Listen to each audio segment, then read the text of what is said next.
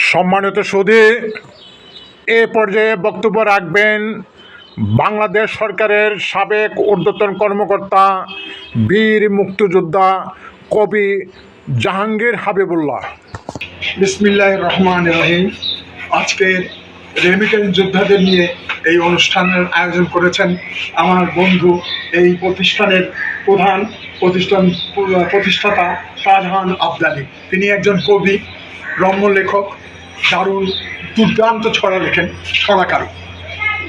আমি আজকে এই অনুষ্ঠানে আসতে পেরে ওনার দাওয়াতে, বন্ধু মানুষ দাওয়াত করা লাগে না, বললেই আমি চলে আসি।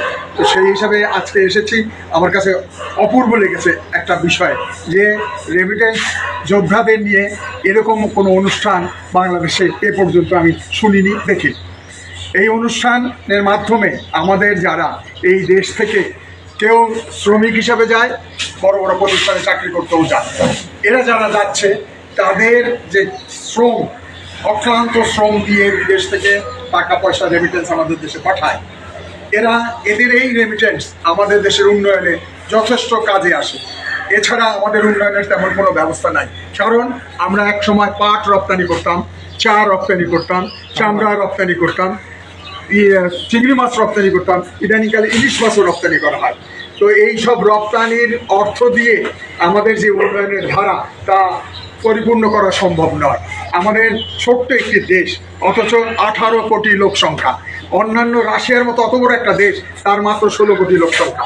তো এখানে এই সব চিন্তা করলে আমাদের এত লোকের চাকরি, তাদের রিজিকের ব্যবস্থা ইত্যাদি করা খুবই কঠিন। আমাদের সেরকম সম্পদ নেই আমাদের খনিজ, নেই আমাদের অন্যান্য কৃষি সম্পদ, যে সম্পদ আমরা বাইরে বিক্রি করে, অন্য বিক্রি করে আমরা অর্থ উপার্জন করতে পারি। বিধায় আমাদের যে যারা বেকার শ্রমিকরা যারা বিদেশে চলে যায়, তারা যায়, দেখা গেছে যে তাদের বাবার সম্পত্তি যা একটু আছে তা বন্ধক রেখে, কেউ বা বিক্রি করে সর্বশান্ত হয়ে বিদেশে যায়। সেখানে যাওয়ার পথে তাদের বাধার পর বাধা থাকে। এই সব বিষয়ের মধ্য দিয়ে তবুও আমাদের ছেলেরা প্রচুর অর্থ উপার্জন করছে, মাথার ঘাম পায়ে ফেলে। এত পরিশ্রম, অনেকের জীবনও চলে যায়। গতকালকে একটি নিউজ দেখলাম যে এক ভদ্র মহিলার হাজবেন্ড 11 বছর ধরে তিনি বিদেশে মোড়ে পড়েছিলেন, ওই যেটাকে বলা হয় হিমাগারে তাকে রাখা হয়েছিল, তাকে আনতে পারছেন না। অনেক জায়গা দৌড়াদৌড়ি করে শেষ পর্যন্ত গতকালকে তার সেই লাশটি এসেছে। তার বাবা মা পর্যন্ত আসেনি তাকে নিতে, কারণ তার কাছে টাকা নেই। টাকাটাই হলো যেন সব।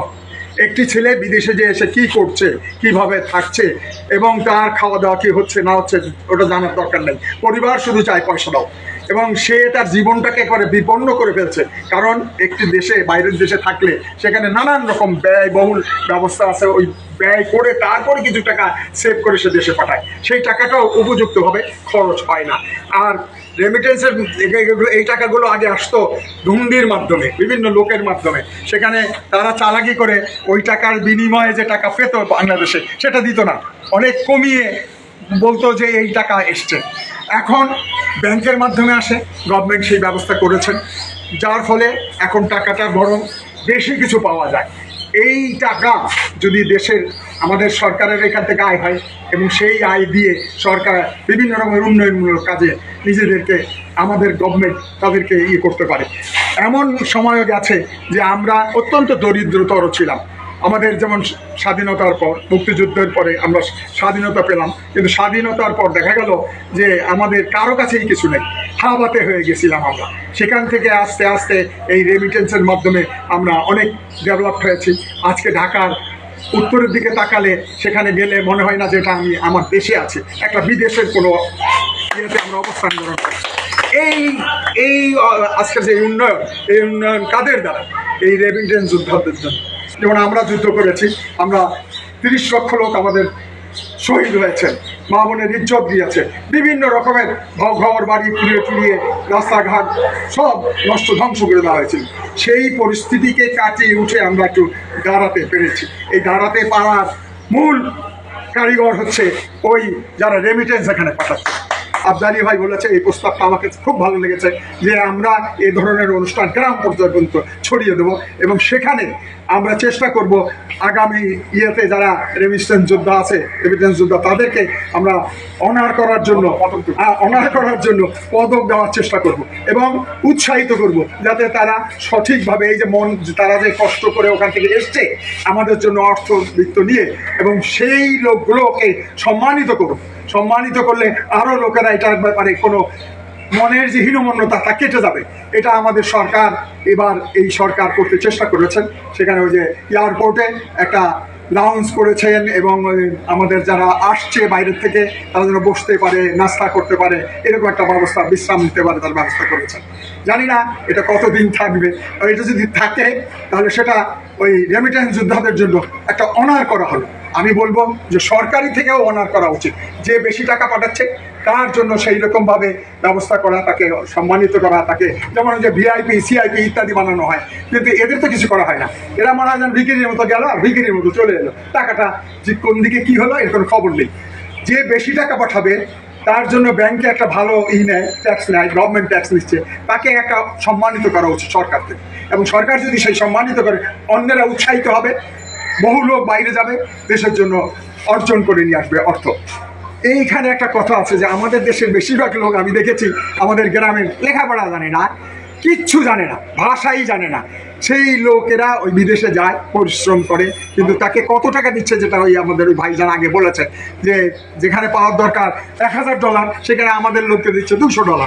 এই যে আমাদের ঠকাচ্ছে, আর এটা ওদের দোষ না, আমাদের লোকদেরও দোষ। যারা নিয়ে যাওয়ার সময় ওখান থেকে শুনে আসে, বলে আসে, জিজ্ঞেস করে আসে, আমাদের গরিব লোক, এরা পয়সা করে দিতে পারবে না, আমাদের এত দিতে হবে, তোমরা কিন্তু এটা বলবা না। এখানে এসে ওরা এর বলে না, কোম্পানি ওদের কাছ মাধ্যমে টাকা, তখন ওরা এখান থেকে একটা হাতিয়ে নেয় অনেক টাকা। অনেক লোকের রাস্তায় ঘাটে ফেলে দিয়ে আসে। ওই যে ইতালিতে প্রায় পার হতে গিয়ে নৌকা ডুবিয়ে আমাদের অনেক লোক জীবন হারায়।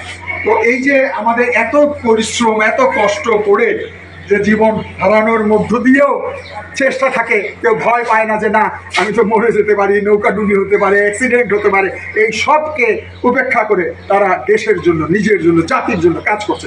এটা আমি বলবো তারা একার জন্য না, সে পুরো জাতির জন্য কাজ করছে।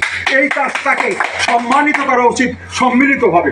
এমন দেখেছি যে গ্রামে যারা ছেলে গেছে, আমারই সেদিন এক জায়গায় বাড়িতে বেড়াতে গেলাম, বিদেশ থেকে এসছে, ইতালিতে থাকে, কিন্তু আমি দেখলাম না যে একটি লোক তাকে সালাম দিয়েছে,